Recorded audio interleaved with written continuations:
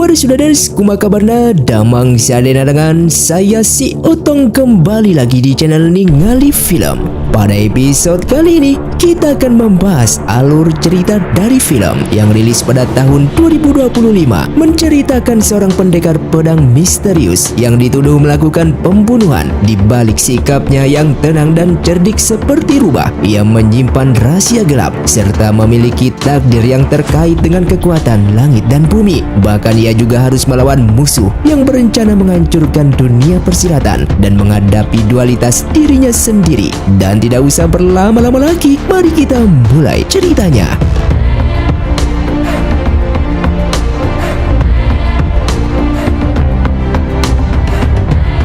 Film pun diawali dengan diperlihatkannya di sebuah acara pernikahan pemimpin kota yang berasal dari keluarga Hao, yang dimana pemimpin kota tersebut akan menikah dengan seorang wanita muda yang ditemuinya dari pinggiran kota. Namun acara itu menjadi pembantaian setelah kedatangan seorang pendekar berbaju hitam yang dari tadi sudah ada di sana, dan hanya dengan menggunakan jurus nada mematikan seketika membuat telinga mereka mengeluarkan darah dan mati di tempat.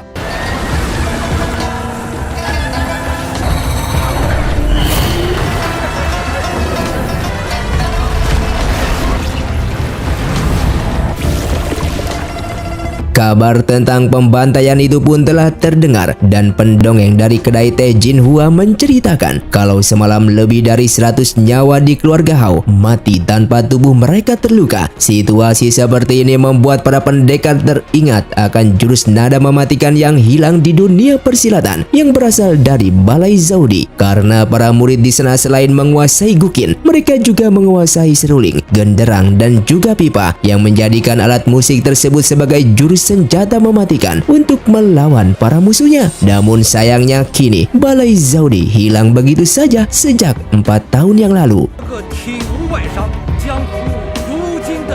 Ketua Aliansi Pedang Zongyuan yang mendapatkan kabar itu lalu mengirim muridnya yang merupakan pendekar wanita bernama Chunji dari Balai Sanfeng untuk pergi ke kota Yan demi menyelidiki kasus tersebut dan menangkap pembunuhnya, yang dibantu oleh pemimpin kota Yan yang baru bernama Sangking. Namun setelah sampai di sana, Chunji begitu marah kepada Sangking karena telah menyiksa pengantin wanita yang tak bersalah, walaupun Asei dicurigai sebagai komplotan pendekar berbaju hitam dengan alasan karena Asei satu-satunya orang yang masih hidup dalam pembantaian tersebut selain Sangking itu sendiri yang juga selamat. Namun dikarenakan tidak ada bukti, Chunji yang kesal lalu meminta Sangking untuk melepaskannya. Kemudian Chunji meminta Asei untuk menjelaskan pada malam kejadian itu. Lalu Asei pun menceritakan di kala itu ia mendengar suara lantunan musik yang seketika menyentuh jiwa, yang membuat kaki dan tangannya menjadi tidak bertenaga. Dan setelah ia sadar kembali, di sekelilinginya menjadi hening sampai membuat ia panik karena semua orang yang ada di sana sudah tidak bernyawa. Lalu pendekar berbaju hitam itu menghampirinya dan meminta ia untuk mengingat wajahnya. Chunji yang mendengar penjelasan itu merasa heran terhadap pendekar berbaju hitam karena sengaja meninggalkan orang hidup untuk mengidentifikasi dirinya sendiri. Lalu tak lama kemudian datang prajurit yang melaporkan jika pelaku sudah ditemukan dan kini berada di kuil Jinye yang jaraknya 5 km dari sini, sehingga mereka pun langsung pergi ke sana. Namun setelah mereka sampai di kuil Jinye dan akan mencari orang tersebut, tiba-tiba seorang pendekar lain yang bernama Chiun membawa Asei masuk ke dalam. Dan setelah Chiun kembali, ia pun menyerang mereka semua.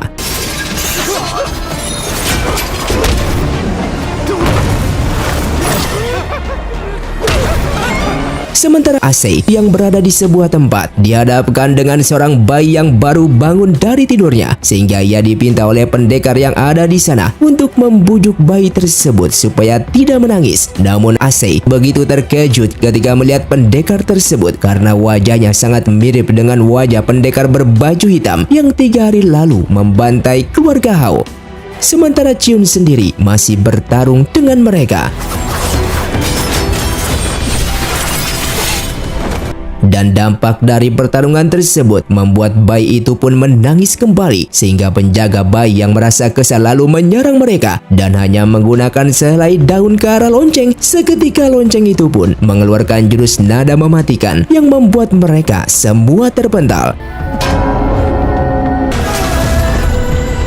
Chunji yang menyadari kalau itu jurus nada mematikan, ia lalu meminta Chiun untuk mengizinkan ia masuk ke dalam untuk bertemu dengan pendekar tersebut supaya bisa menghilangkan kecurigaan terhadapnya, karena kedatangan ia ke sini untuk menyelidiki pembunuh pembantaian keluarga Hao 3 hari yang lalu. Dan di saat Chunji menghampirinya, Asai kemudian mengatakan bahwa pendekar yang ada di hadapan mereka itu memiliki wajah yang sama dengan pelaku pembantaian keluarga Hao 3 hari yang lalu.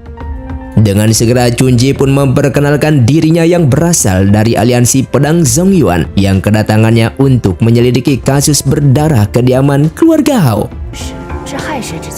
Pendekar ini bernama Tang Liqi dan menyadari jika Chunji telah menuduh ia sebagai pelakunya. Tang Liqi langsung menepis tuduhan itu sehingga ia meminta Chunji untuk segera pergi dari sini. Namun sebelum Chunji pergi, Tang Liqi meminta Chunji untuk membiarkan Asai tetap di sini karena ia ingin menanyakan terkait kasus tersebut kepadanya.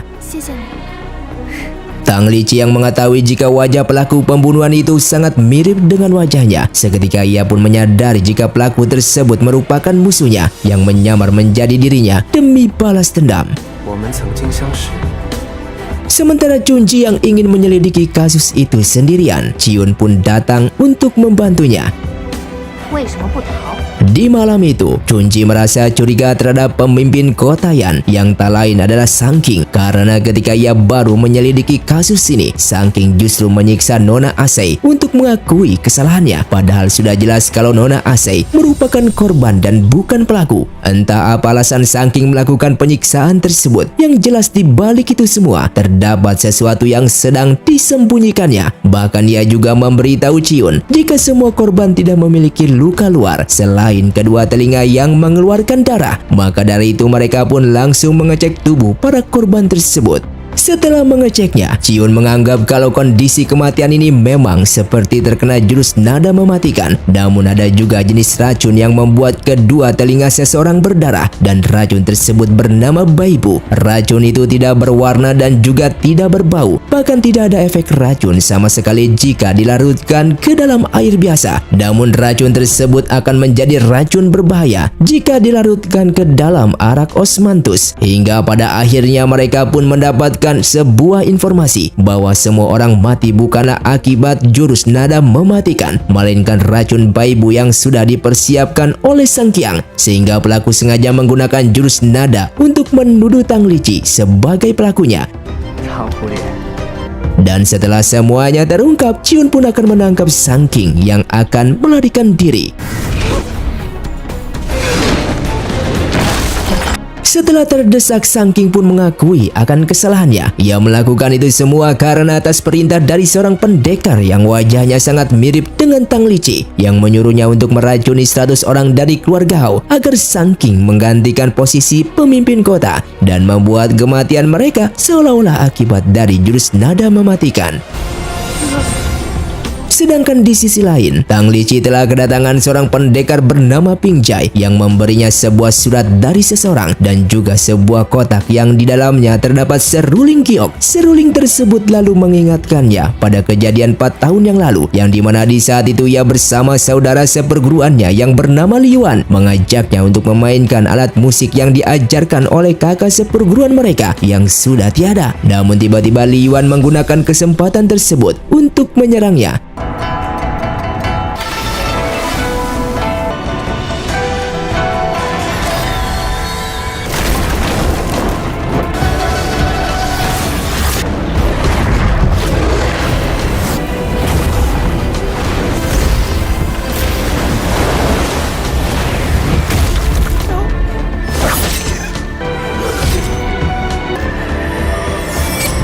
Kembali kepada Sang King yang terus diinterogasi oleh mereka. Namun tiba-tiba mereka mendapatkan serangan dari seseorang yang membuat Sang King mati di tempat, sehingga Chunji tak sengaja menemukan pil 9 hati milik Sang King yang terjatuh, sementara Chiun mengejar pendekar tersebut.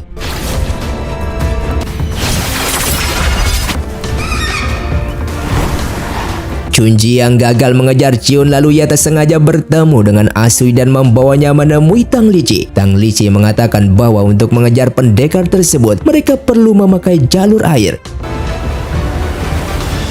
Chunji lalu menunjukkan pil 9 hati yang dimana pil itu telah lama menghilang sejak pavilion Yin Yang hancur oleh aliansi pedang dataran tengah dan kini pil tersebut muncul kembali. Kembali kepada Chiun yang akhirnya berhasil mengejar pendekar tersebut. Dan demi menjadi lebih kuat, pendekar itu pun meminum pil 9 hati sehingga pertarungan pun kembali.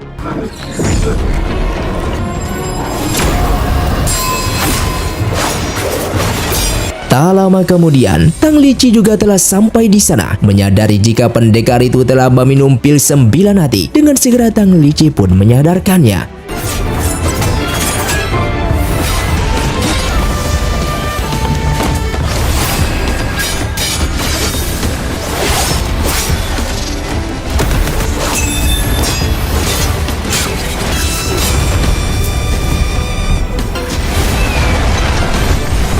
Pendekar itu bernama Cheng yang berasal dari sekte Yanmen yang hidupnya tidak akan lama lagi karena telah keracunan. Demi mengetahui alasan Cheng membunuh pemimpin kota Yan, Tang Lichi pun membawanya pergi dari sana.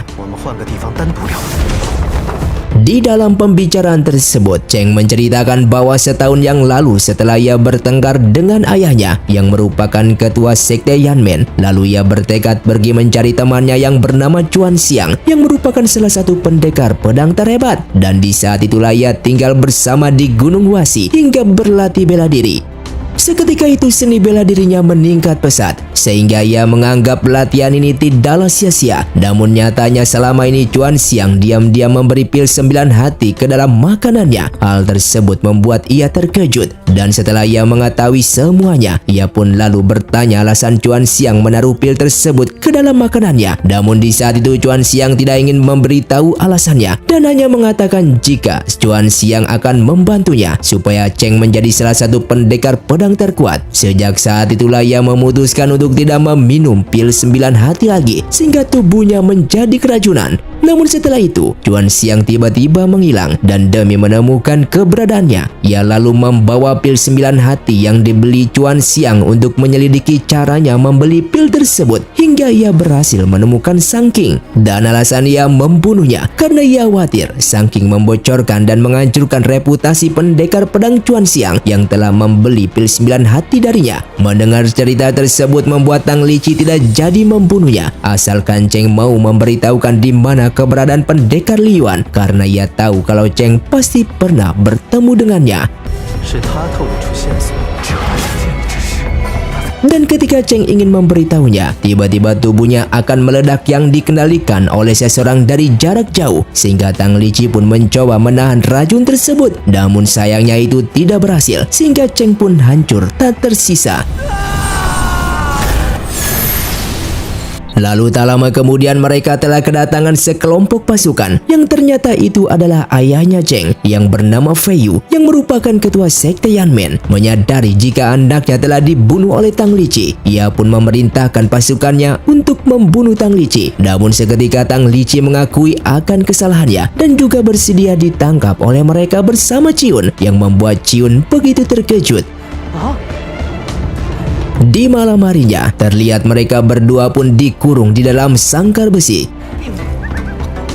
Ketika Tang Lichi dan Chiun dikurung, Chunji dan Asei mencoba menjelaskan bahwa Tang Lichi hanya berniat menahan racun yang ada di dalam tubuh Cheng. Namun tetap saja ketua Fei Yu tidak akan memaafkannya, apalagi Tang Lichi juga sudah mengakui kesalahannya. Dan ketika mereka akan dihukum, Chuan Xiang pun muncul di sana dan meminta ketua Fei Yu mempercayakannya untuk menyelidiki kasus kematian sahabatnya tersebut sehingga mereka berdua pun dibebaskan. Di pagi harinya, Chunji lalu menjelaskan kepada Chiun yang baru bangun jika orang-orang sekte Yanmen sudah pergi semalam. Namun sebelum kepergiannya, ketua Fei Yu memberikan waktu 7 hari untuk mereka dalam mencari tahu kebenaran tentang ketua muda Cheng yang meminum pil 9 hati dan nanti menjelaskan kepada sekte Yanmen mereka.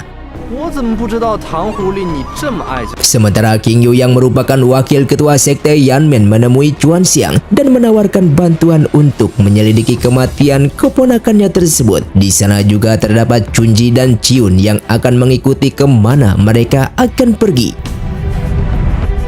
Dan ternyata mereka memutuskan untuk membeli informasi lewat Menara 13 yang merupakan tempat misterius yang memiliki informasi tentang dunia persilatan secara lengkap. Dan untuk memasuki Menara 13, mereka harus pergi ke pos depan dan bertemu salah satu pendekar terkuat di menara tersebut.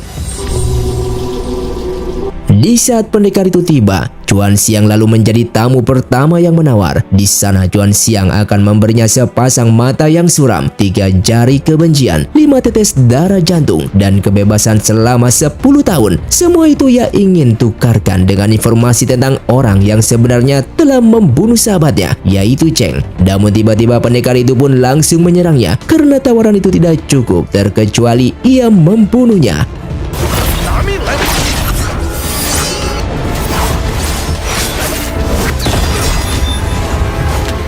Dan ternyata pendekar itu adalah King Yu yang berpura-pura membantu dan sengaja membuat Chuan Xiang masuk ke Menara 13. Alasan ia melakukan itu semua karena Chuan Xiang telah membuat ketua sekte Yamen melepaskan Tang Lici. Padahal dengan menangkap Tang Lici akan memicu perselisihan dengan aliansi perang dataran tengah, sehingga ia seharusnya bisa naik tahta merebut posisi kakaknya. Dan ia yang sudah membayar mahal kepada pemilik Menara 13 untuk mendapatkan kesempatan membunuh Chuan Xiang di sini, sehingga ia pun tidak akan membiarkannya pergi. Lalu tak lama kemudian Chunji bersama Chiun pun muncul di sana.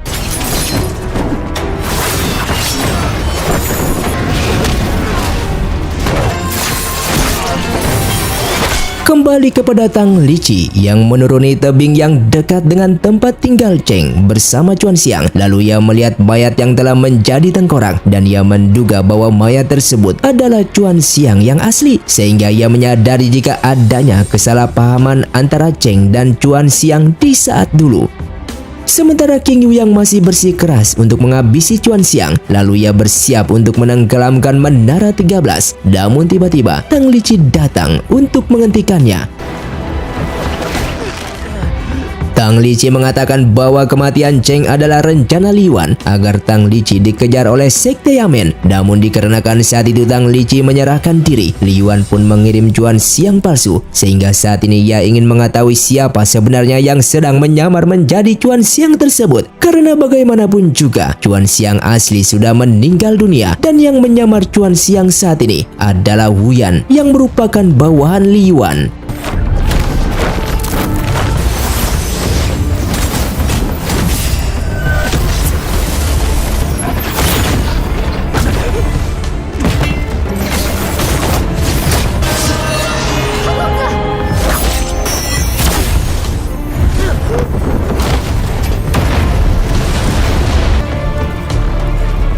Lalu tak lama kemudian ketua sekte Yamen pun datang ke sana untuk menyelamatkan mereka semua karena kini Menara 13 akan tenggelam.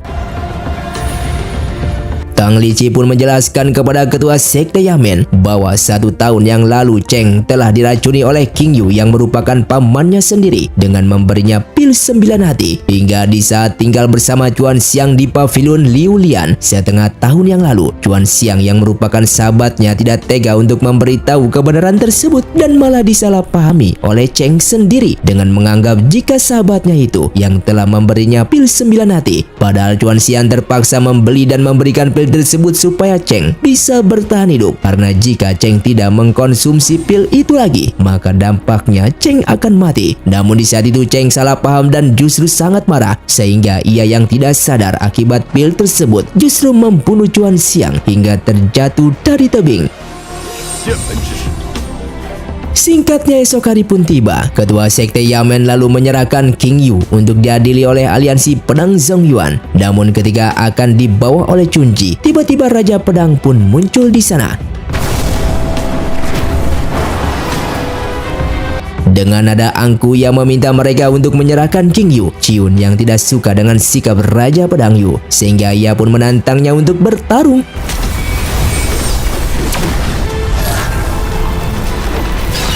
Namun ketika diserang, tiba-tiba Tang Lici datang untuk menyelamatkannya. Setelah bertarung, Tang Lici membiarkan Raja Pedang Yu untuk membawa King Yu ke kota pedang. Setelah Chunji berpamitan karena harus kembali ke aliansi pedang Zhang Yuan untuk melaporkan pada gurunya, sedangkan Tang Lici pergi menuju Menara 13 untuk mengajak Lang Hun bekerja sama.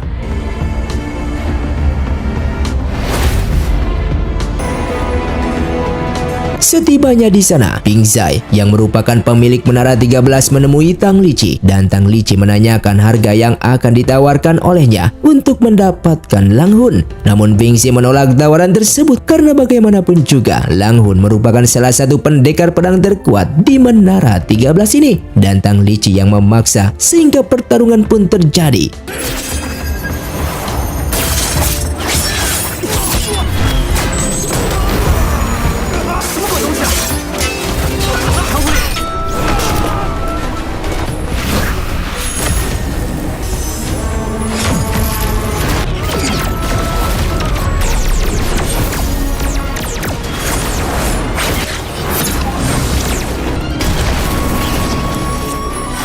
Tang Lici yang sudah berada di atas menara lalu Lang Hun pun muncul di sana sehingga pertarungan pun kembali.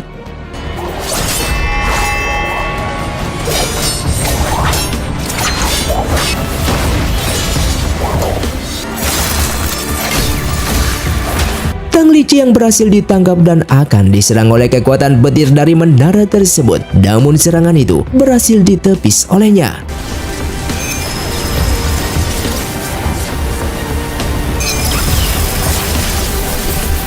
Dengan melihat kemampuan Tang Lici, Bing Zai pun akan menyerahkan Lang Hun kepadanya karena ia baru pertama kali melihat seseorang yang bisa menyerap kekuatan petir milik Menara 13. Setelah membawa Lang Hun, Tang Lici pun mengetahui bahwa Lang Hun sedang mengumpulkan 7 batu permata pemilik kekasihnya bernama Hui, yang dimana 4 tahun yang lalu Hui memiliki penyakit yang hanya bisa diselamatkan dengan pil penyambung nyawa. Namun setelah Lang Hun mendapatkannya, ia bertemu dengan Li Yuan dan kehilangan pil tersebut hingga Hui tak terselamatkan. Semenjak saat itulah Lang Hun bekerja di Menara 13 hanya untuk mengetahui informasi mengenai Li Yuan, dan dikarenakan memiliki musuh yang sama, Tang Lici pun ingin bekerja sama dengannya.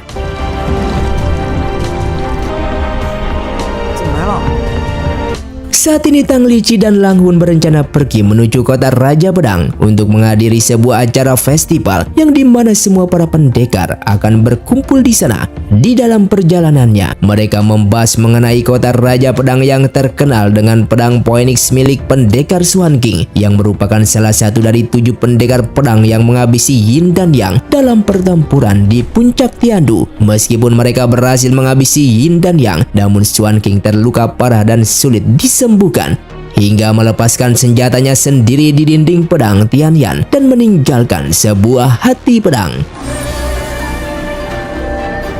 Festival pedang ini diadakan selama 7 hari, yaitu membuka pedang, menguji pedang, perjamuan pedang, dan berbagai kegiatan pedang lainnya. Dan festival hari ini yaitu membuka pedang dan menguji pedang, sehingga mereka pun langsung pergi ke sana. Di dalam acara festival tersebut, Chunji dan rekannya yang bernama Sitan juga menghadiri acara itu untuk tugas penyelidikan. Tak lama kemudian muncul seorang pendekar pedang salju yang bernama Xianji yang diam-diam diutus oleh Tang Lici untuk mengamati jurus api yang dimiliki oleh Raja Pedang.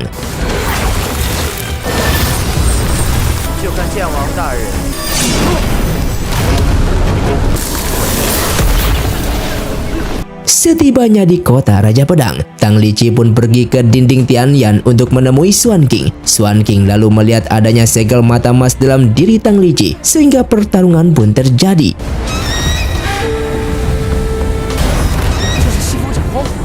Di dalam pertemuan yang diadakan oleh Raja Pedang, semua orang yang hadir melihat adanya jurus api menembus angin dari dinding pedang Tianyan. Tak lama kemudian seorang prajurit melaporkan kepada Raja Pedang bahwa ada penyusup yang telah menerobos area terlarang. Dengan segera Raja Pedang pun bergegas pergi ke dinding Tianyan. Namun seketika langkahnya terhenti dan tidak bisa masuk ke dalam. Tak lama kemudian, Lang Hun muncul dan tiba-tiba menyerang Raja Pedang.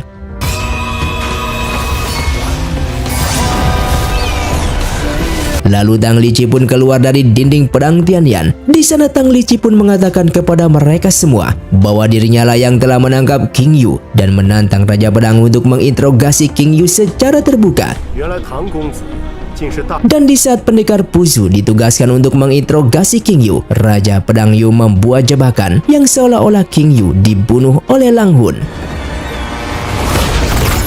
Sesampainya di kapal, Lang Hun mengatakan bahwa Raja Pedang Yu telah memasang jebakan sesuai dugaan mereka, sehingga mereka dianggap telah membunuh King Yu oleh pendekar Puzu.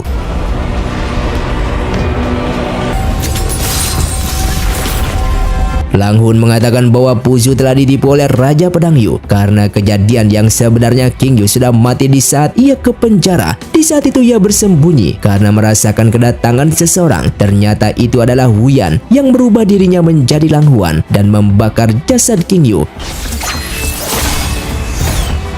Untuk mengetahui informasi di balik King Yu yang pernah membeli pil 9 hati, ia pun mengundang Tang Lici untuk datang ke kediamannya.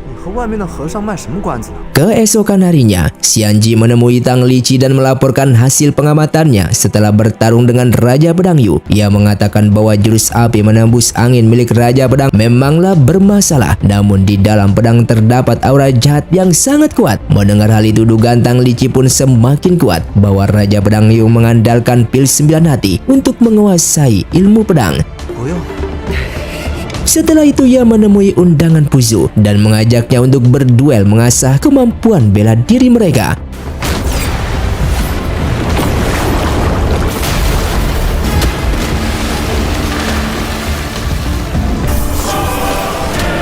Singkatnya, malam pun tiba. Terbunuhnya King Yu di dalam penjara. Raja Pedang Yu lalu mengundang para sekte untuk datang dan berkumpul dalam melakukan persidangan terhadap tuduhan Tang Lici sebagai pembunuh dari King Yu. Namun para pendekar dari sekte lain tidak ada yang datang, terkecuali Puzu. Lalu Tang Lici pun tiba di sana dan akan menghadiri persidangan tersebut karena kedatangannya kali ini untuk membuktikan jika ia tidak bersalah.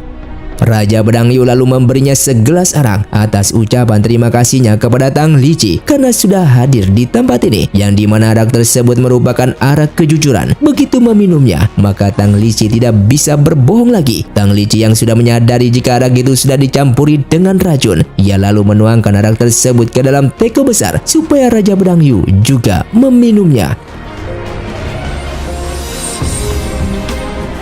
Bahkan Tang Lici juga sudah mempersiapkan arak untuk mereka karena bagaimanapun juga ia tidak ingin meminum arak sendirian.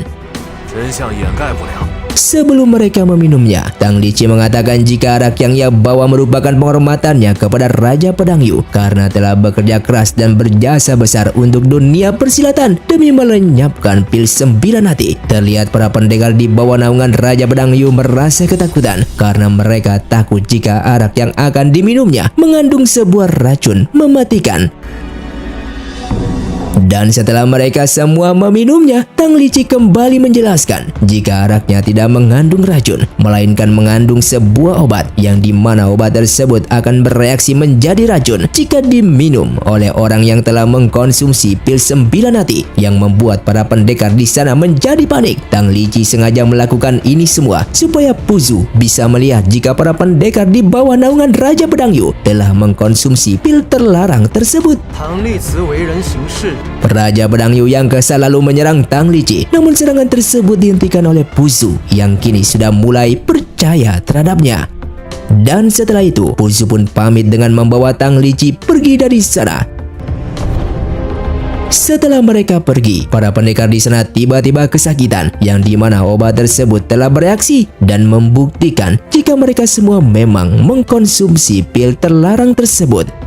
Chunji dan Ciun yang menyelinap di atas sana lalu menulis nama-nama para pendekar yang telah mengkonsumsi pil itu, dan bukti itu akan mereka laporkan kepada Puzu.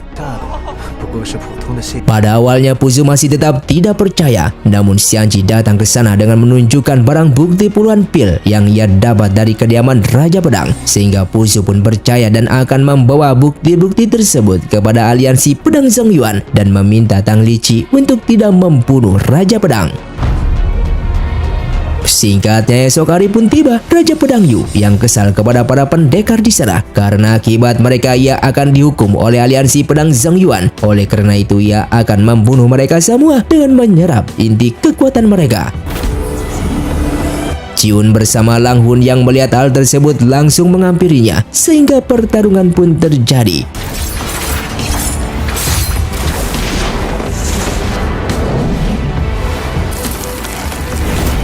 Mereka berdua yang tidak bisa berkutik. Raja Pedang Yu lalu mengeluarkan jurus api menembus angin yang membuat mereka hancur jika terkena jurus tersebut. Namun Tang Liqi datang untuk menyelamatkan mereka.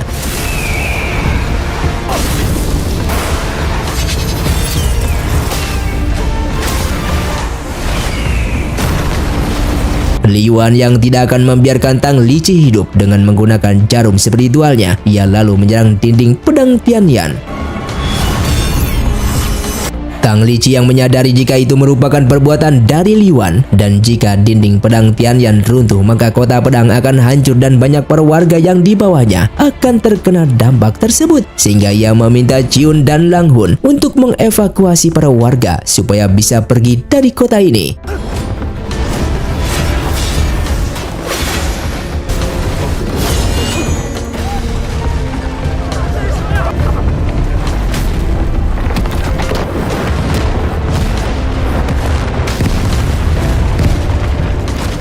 Walaupun Tang Liqi sudah berjanji kepada Puzu untuk tidak membunuh Raja Pedang, namun jika kondisi sudah seperti ini, ia pun terpaksa harus membunuhnya.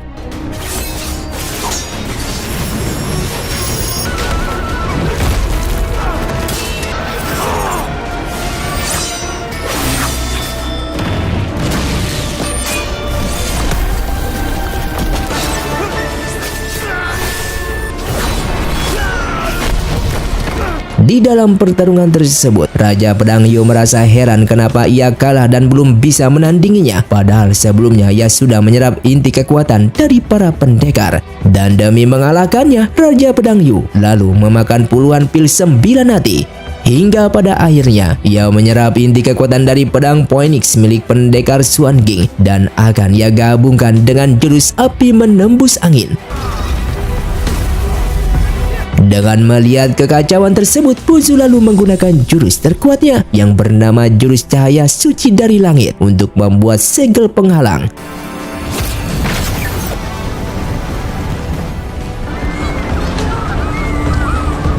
Begitupun dengan ketua sekte Yamen yang baru tiba di sana dan akan membantu mereka semua dalam mengevakuasi para warga. Kembali kepada Raja Pedang yang tidak bisa mengendalikan tubuhnya dan berubah menjadi seorang monster.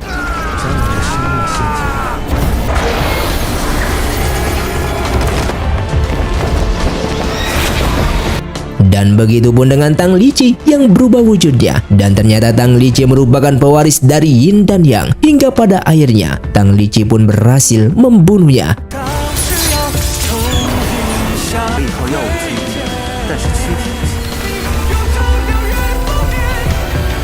Lang Hun yang akan tetap menyiksa Tang Liqi dengan menggunakan cermin spiritualnya. Lang Hun lalu menunjukkan kepada semua orang yang ada di sana bahwa Tang Liqi merupakan pewaris dari Yin dan Yang. Semua orang yang melihatnya begitu ketakutan karena dulu Yin dan Yang pernah membantai orang-orang yang tidak bersalah. Walaupun kini Tang Liqi telah menyelamatkan kota pedang, namun tetap saja Tang Liqi dianggap sebagai bencana oleh orang-orang di sana.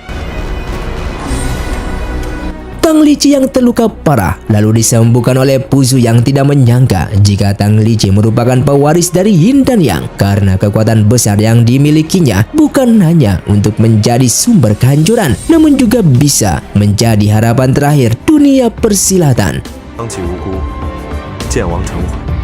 Film pun dilanjutkan dengan diperlihatkannya mereka berdua yang menemui Tang Liqi, dan dikarenakan Tang Liqi masih terluka sehingga ia meminta mereka berdua untuk menjaganya di luar. Dan benar saja, mereka telah kedatangan salah satu penjahat terkuat terdahulu yang kini dijadikan boneka oleh Honggu, yang dimana Honggu ini berasal dari sekte Feng Ludian.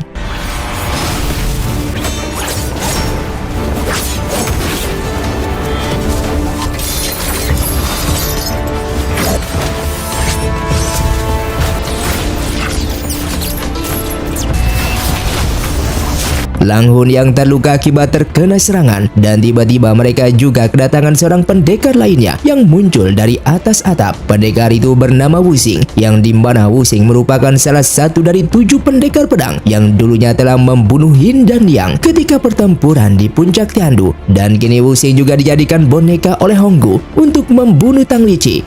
Tang Liqi yang berhasil menyembuhkan lukanya, ia pun langsung menyelamatkan teman-temannya. Dikarenakan pertarungan belum selesai, Tang Liqi lalu memerintahkan mereka untuk kembali ke kapal, sementara ia akan melawan Honggu. Ciun yang menolak karena ia tidak ingin Tang Liqi terluka, sehingga Lang Hun terpaksa membuatnya pingsan dan pergi dari sana dengan membawa Ciun. Sedangkan Tang Liqi sendiri kembali bertarung dengan Honggu.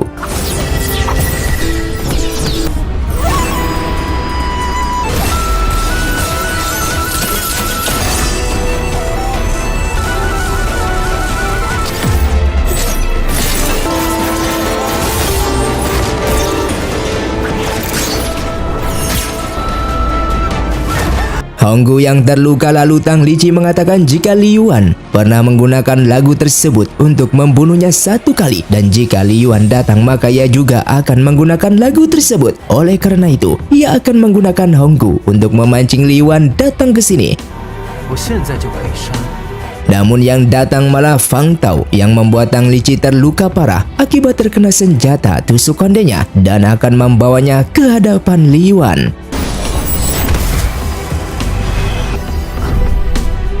Tang Liqi yang tidak bisa berdiri, tiba-tiba ia diselamatkan oleh seorang pendekar bernama Wen Pao dan membawanya ke sebuah tempat. Wen Pao merupakan salah satu pendekar terkuat dari aliansi pedang Zongyuan yang memiliki jurus pedang di atas rata-rata. Tang Liqi yang terluka parah, seketika ia pun pingsan di tempat dan ia yang akan menolongnya. Namun tiba-tiba Ciun dan Lang Hun kembali sehingga mereka berdua salah paham dan menyerangnya.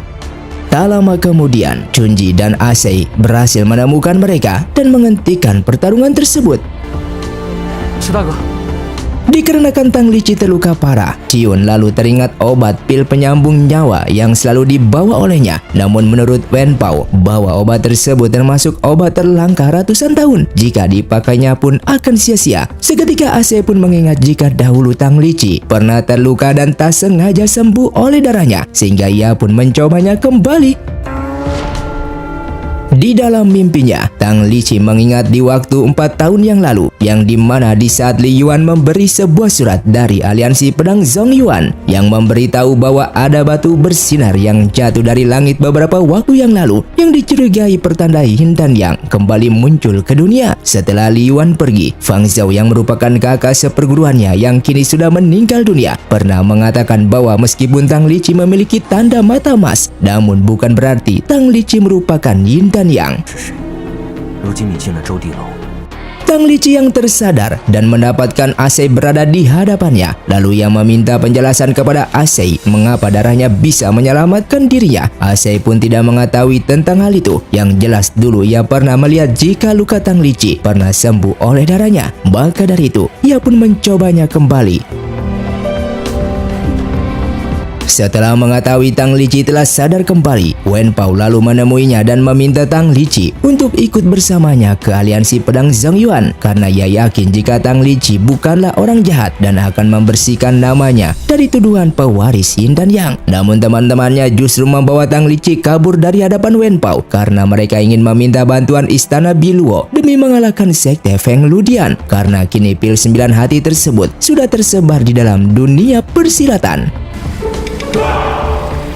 Di waktu yang sama, Li Yuan yang sudah lama bergabung dengan sekte Peng Ludian, ketua sekte yang bernama Mudan ini, begitu bangga terhadapnya yang telah menciptakan pil 9 hati hingga membuat nama sekte ini menjadi terkenal. Namun di sisi itu, ia juga memperingatinya untuk tidak terlalu gegabah karena aliansi pedang Zongyuan bersama para sekte lainnya sedang mengincar mereka. 给尊者一个消息。 Sementara Tang Liqi yang sedang menuju istana Biluo bersama Lang Hun dan Chiun, namun tiba-tiba dihadang oleh Wen Pao.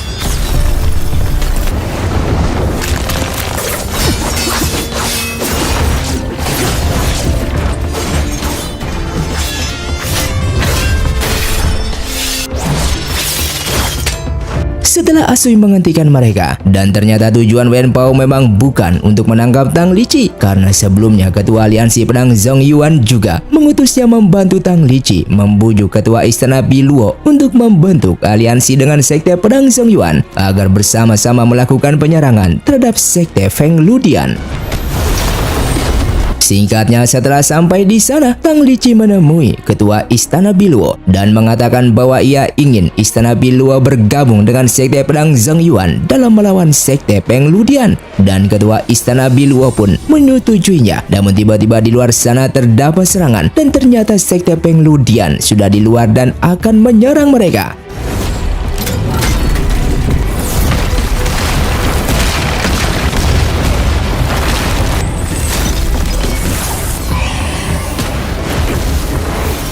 Dikarenakan sudah terdesak, Tang Liqi kembali menggunakan teknik terkuatnya sehingga berhasil menghancurkan mereka.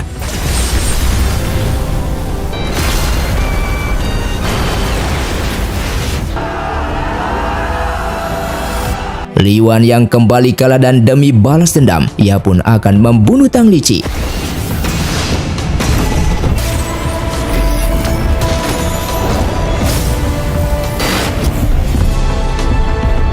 Di dalam pertarungan itu, tak sengaja mendengar detak jantung kristal hati kakak seperguruan mereka yang kini berada di dalam tubuhnya Tang Liqi. Tang Liqi pun mengatakan jika sebenarnya Pang Zhao masih hidup, yang membuat Li Yuan terkejut dan tidak percaya atas ucapannya tersebut.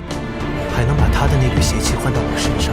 Yang ternyata alasan kenapa Li Yuan ingin balas dendam terhadap Tang Liqi selama 4 tahun ini karena Tang Liqi dianggap pewaris kekuatan Yin dan Yang, yang dimana di saat dulu kakak seperguruan mereka yang bernama Fang Zhao itu terluka parah akibat melawan Yin dan Yang, sehingga Li Yuan menyalahkan Tang Liqi sebagai penyebabnya, walaupun di saat dulu Tang Liqi pernah mengatakan jujur kalau ia bukanlah pewaris Yin dan Yang. Namun tetap saja Li Yuan tidak percaya, sehingga sejak saat itulah Li Yuan ingin membalas dendam atas kematian Fang Zhao.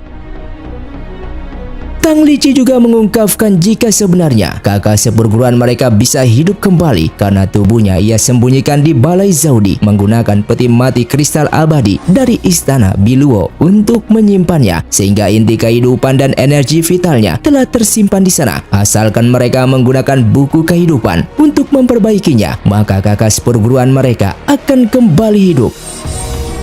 Pada awalnya Li Yuan mulai percaya, namun seketika ia dibayang-bayangi oleh ketua sekte Feng Ludian yang mengatakan Tang Liqi merupakan Yin dan Yang yang memiliki sifat licik dan paling ahli dalam membalikan sebuah fakta untuk menyesatkan hati orang lain. Sehingga atas hasutannya tersebut membuat Li Yuan kembali ingin membalas dendam terhadap Tang Liqi, dan pertarungan pun kembali.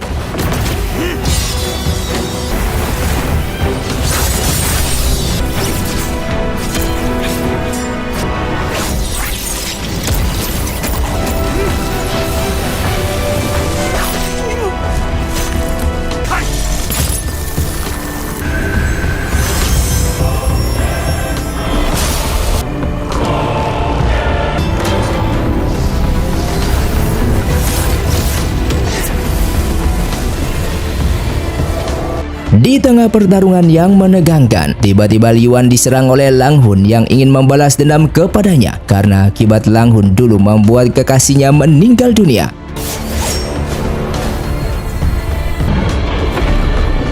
Lang Hun yang bukan tandingan Li Yuan, sehingga Lang Hun pun terluka parah, dan ketika Li Yuan akan menyerang balik, Tang Liqi berhasil menyelamatkan Lang Hun dengan menyerang Li Yuan. Tang Liqi yang tidak membunuh Li Yuan membuat Lang Hun kecewa kepadanya karena bagaimanapun juga mereka sudah berjanji akan membunuh Li Yuan. Sehingga dalam kekecewaan itulah Lang Hun meninggalkan Tang Liqi yang terluka parah dan pingsan di sana. Dalam pencariannya, Asei dan lainnya berhasil menemukan Tang Liqi dan memberikan darahnya kembali.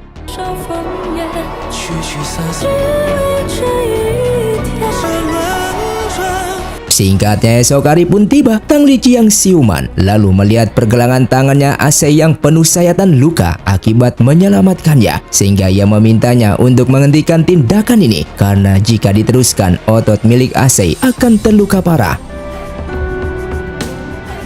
Setelah itu ia menemui para pemimpin bela diri dunia persilatan. Di antaranya adalah Ketua Balai Biluo dan juga Ketua Aliansi Pedang Zongyuan yang mengucapkan terima kasih banyak kepada Tang Liqi karena telah menyelamatkan Istana Biluo dan menyatukan mereka untuk melawan Sekte Pengludian. Maka dari itu Ketua Aliansi Pedang Zongyuan akan memberinya undangan sebagai tamu kehormatan karena ia akan membersihkan nama Tang Liqi yang kini dirumorkan sebagai pewaris Yin dan Yang.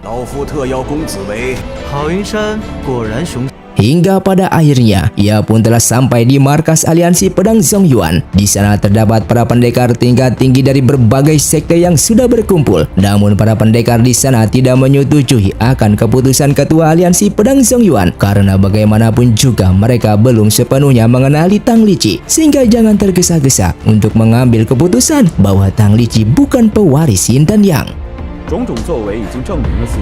Dan ketika Tang Liqi akan pergi, tiba-tiba Pu Zu pun datang ke sana yang kedatangannya untuk menagih janjinya. Karena dulu Tang Liqi pernah berjanji jika mereka bertemu kembali di Aliansi Pedang, maka mereka akan bertarung kembali. Ketika sampai di Goa Qingyang, seketika mereka pun langsung mengeluarkan semua jurusnya untuk menentukan siapa pemenangnya.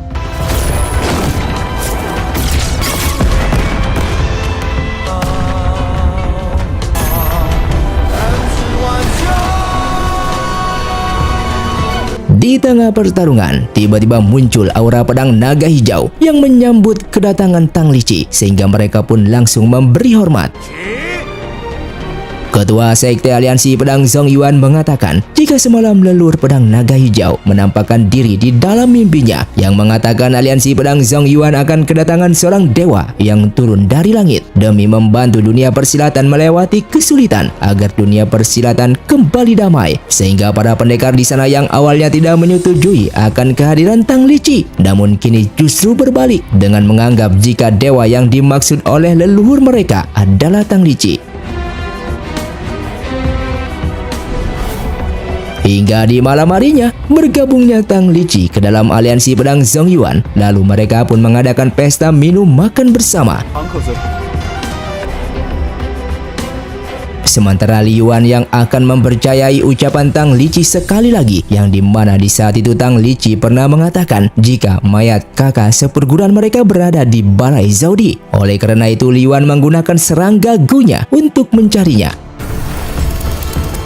Namun setelah mencarinya, ia tidak mendapatkan apapun di sana. Seketika Li Yuan pun begitu kesal kepada dirinya sendiri karena masih mau percaya terhadap ucapan Tang Liqi sekali lagi. Film pun dilanjutkan dengan diperlihatkannya Pu Zu yang mengajak Fu Ren untuk menyerang markas Sekte Pengludian, yang dimana Fu Ren ini merupakan anak dari mendiang Raja Pedang Yu. Namun dalam perjalanannya, Pu Zu merasa di depan mereka terdapat pasukan musuh, dan benar saja setelah ia melangkah maju lebih dekat, Fang Tao sudah menunggunya di sana, yang membuat Pu Zu begitu terkejut karena kini yang merupakan temannya telah bergabung dengan Sekte Pengludian.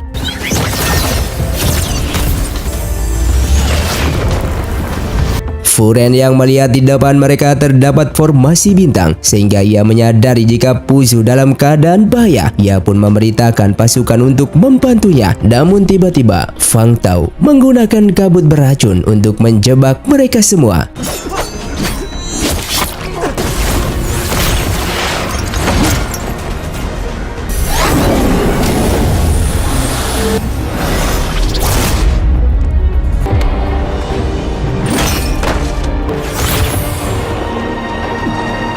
Dalam keadaan terdesak, Fu Ren memerintahkan pasukannya untuk kembali ke markas, sementara ia akan mencari keberadaan Pu Zu. Dalam pencariannya, Fu Ren begitu terkejut ketika melihat Raja Pedang Yu ternyata masih hidup. Raja Pedang mengatakan bahwa ia memanglah telah mati, namun Sekte Feng Ludian mengubahnya menjadi boneka manusia. Dari sinilah Fu Ren baru mengetahui jika selama ini ayahnya telah bergabung dengan sekte sesat tersebut. Di sana sang ayah mencoba meyakinkan anaknya untuk menyingkirkan Tang Liqi dan meninggalkan aliansi pedang Zhongyuan, namun Fu Ren menolaknya.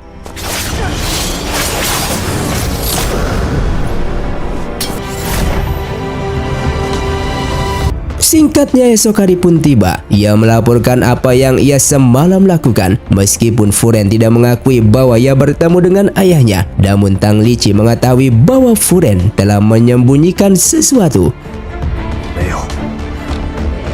Di sisi lain, Pu Zu mencoba menyembuhkan luka Fang Tao yang terluka parah. Walaupun kini Fang Tao telah masuk ke dalam sekte Feng Ludian, namun Pu Zu akan menyelamatkannya dari sekte sesat tersebut karena bagaimanapun juga Fang Tao merupakan temannya.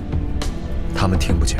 Singkatnya, beberapa hari kemudian, kemunculan sebuah peta markas sekte Feng Ludian membuat para murid dari aliansi pedang Zhongyuan begitu heran karena siapa yang menempelkan peta tersebut ke dinding pengumuman sekte mereka. Oleh karena itu, sebelum mengetahui keaslian peta itu, Tang Liqi menyarankan agar aliansi pedang Zhongyuan tidak terburu-buru menyerang markas musuh. Namun Chun Ji membawa beberapa muridnya untuk membuktikan kebenaran peta yang muncul di aliansi pedang Zhongyuan, hingga pada akhirnya bertemu dengan Li Yuan sehingga mereka pun terkena racun serangga.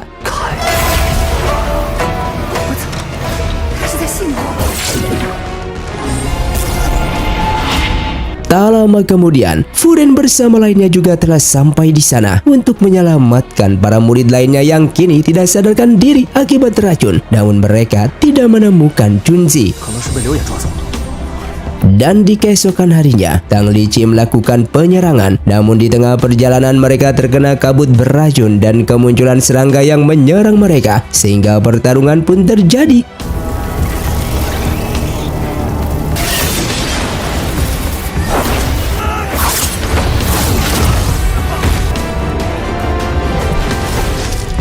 Tang Liqi bersama Fu Ren lalu menghadapi Raja Pedang. Namun tiba-tiba Fu Ren menyerang Tang Liqi dari belakang karena ia semakin yakin jika Tang Liqi merupakan pewaris Yin dan Yang yang berniat menghancurkan dunia persilatan.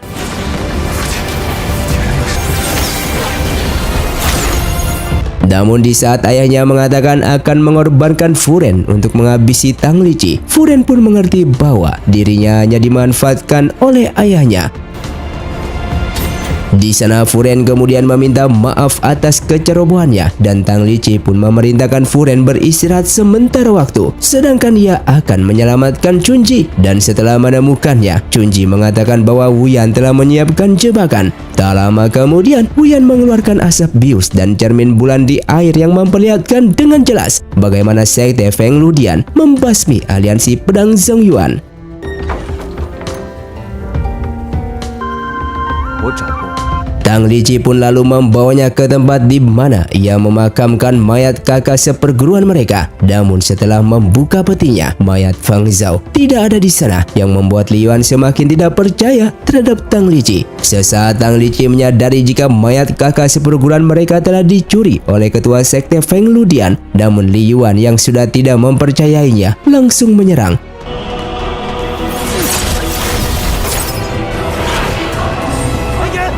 Dan benar saja, mayat Fang Zhao telah dicuri oleh ketua sekte Feng Ludian dan akan ia simpan di lembah putih, yang di mana di dalam sana terdapat naga putih yang memiliki kekuatan tak terhingga yang bisa membuat Tang Liqi mati di tangannya.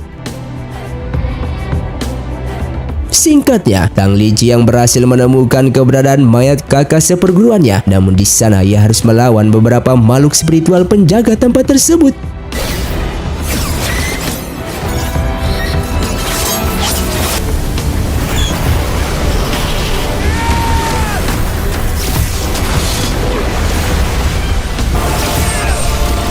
Di Di dalam pertarungan itu, Tang Liqi yang terluka parah tidak bisa menyelamatkannya hingga peti itu pun pecah jatuh ke bawah. Dan jika peti mati kristal abadi dari istana Biluo itu pecah, artinya mayat Fang Zhao pun akan musnah dan tidak akan kembali, yang membuat Tang Liqi begitu bersedih.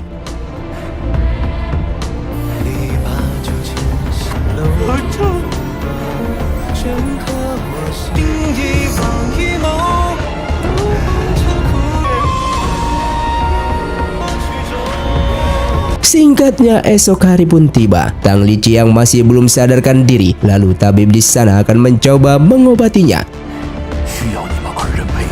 Sementara di sisi lain, ketua sekte Yanmen masih bertarung dengan pasukan milik sekte Feng Ludian, hingga pada akhirnya sang ketua pun meninggal dunia.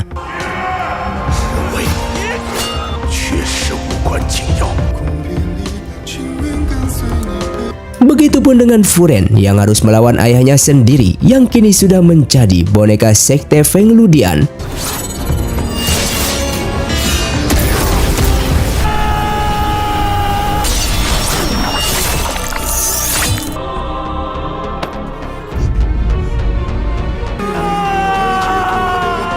Tang Liqi yang sudah sadar kembali dan mengetahui keadaan saat ini, ia lalu terpaksa keluar dan melawan pasukan musuh, walaupun saat ini tubuhnya masih terluka parah.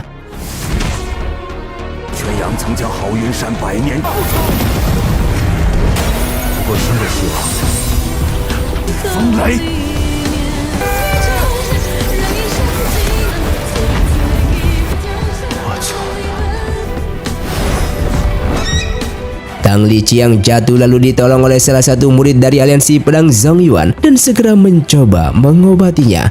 Namun tempat persembunyiannya telah ditemukan oleh Li Yuan, hingga Li Yuan membunuh murid tersebut yang membuat Tang Liqi marah.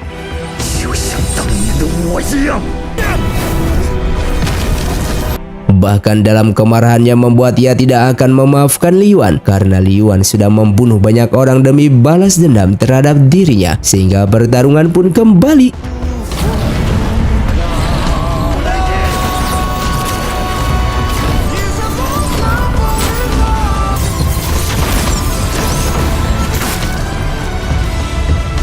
Di dalam pertarungan tersebut, Tang Liqi kembali memaafkannya.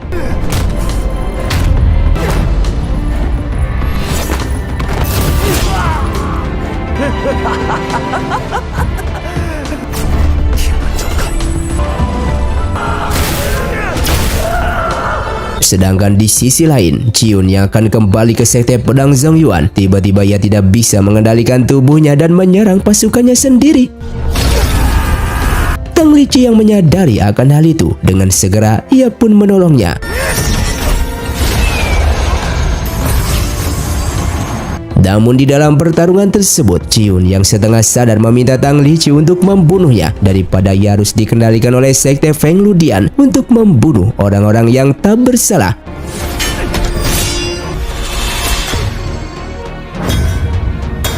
Tang Liqi yang begitu bersedih, ia lalu menggunakan seluruh kekuatannya untuk mengalahkan ketua sekte Feng Ludian.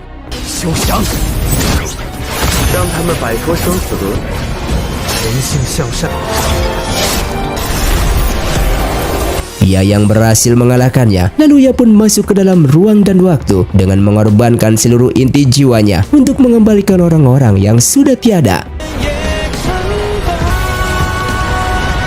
Dan film pun tamat. Terima kasih untuk kalian yang sudah mengikuti dan menonton film ini dari awal hingga akhir. Kalian sangatlah luar biasa. Buat kalian yang mau request film selanjutnya, silahkan komentar di bawah ini. Sampai jumpa di video selanjutnya. Saya pamit urang dari ningali film. Saya undur diri dan salam Sundanus.